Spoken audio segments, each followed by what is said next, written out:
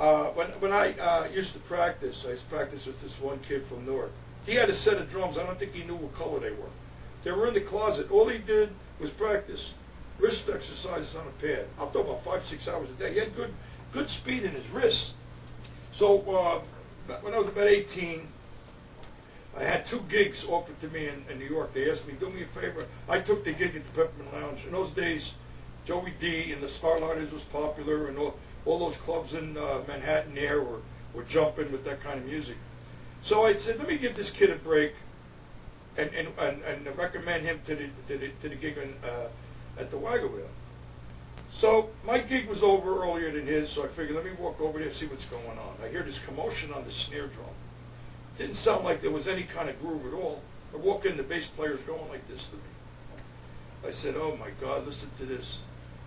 Get off the dance. The bass player's going, what kind of a drummer did you recommend to me? He's playing paradiddles and exercising his left hand on our tunes. I said, oh my God. He says, I want to kill you. You're ruining our name in the group and blah, blah, blah. This guy was practicing on the bandstand his rudiments. Instead of playing for the band, they wanted to kill me. I said, oh my God, this is the most embarrassing thing. In fact, in those days, I had a white 62 Chevy. Now, when I was 18, I still didn't drink, but this one night, I figured, let me start drinking. It's a novelty. So I had about 9 beers. Now, I'm looking at a club. I parked my car. I can't remember where I parked my car. I'm staggering down each street in Manhattan looking for my car. It was a white 62 Chevy. I said, there's my car. Oh, thank God. I go to the car. I open it with my key, and in the back seat there's a baby car seat. It's a good thing.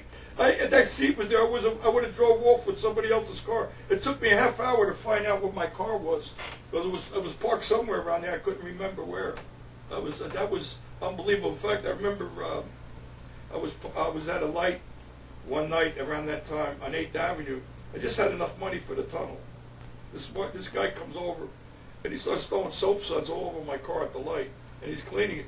I said, now what do I do? If I give this guy 1 nickel, I won't have enough for the tunnel. So I said, I got to think of something. I yell out the window, hey buddy, could you spare a quarter for me for the tunnel? You got to see this guy make a beeline down the street.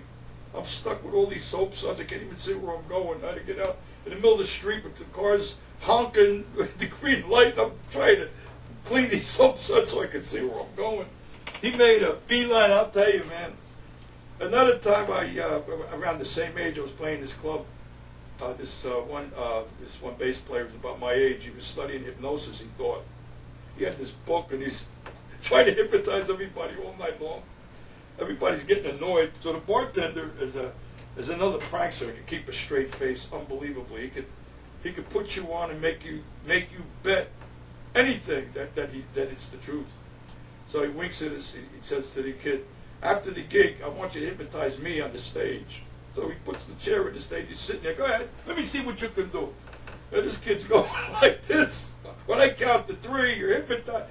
He looks at us as if to tell us what he's going to do, and he drops his head. This kid is stunned because he didn't hypnotize anybody since he'd been trying to do this. He's going, raise your right arm, raise your left arm, get up, get down, sit down, get up, stand up, and all this. So the guy looks up at him with the straightest face. I'm glad that he winked at us, because I would have been afraid for the kid to do it. I would have been afraid for everybody. He looked up and he goes, I'm going to go home and kill my wife. The guy goes, what do you mean? I didn't tell you to do that. I'm going to do it. He gets up. And he starts walking towards his car in the driveway. Kid's chasing him. No, you can't do that. Now, he really believed, because nobody could do this keeping a straight face. Nobody except this guy. Nobody could keep a straight face like this guy that I've ever seen. Since that day to now, I never saw anybody keep it. And we're all just giggling and laughing. We can't even go outside, because if we do, he's going to see us laughing. But we're peeking from the door, and this kid's chasing him. He's going into his car, and he's going, I'm going to kill my wife. Now I can do it. And he had this kid screaming on the top of his lungs. He figured, let me let off on the kid now, because he's really getting excited. I didn't tell you to do this. He's walking towards the club again. Kid looks a little relieved because he's not getting in his car to go home and kill his wife. He gets back on the bandstand, sits down, and we're all yelling, wake him up now. Because he's been trying to wake him up since this thing started. You're awake. When I count to 3, you're awake. And no, he's not responding. All of a sudden, he tries it again. The guy lights up his head like this.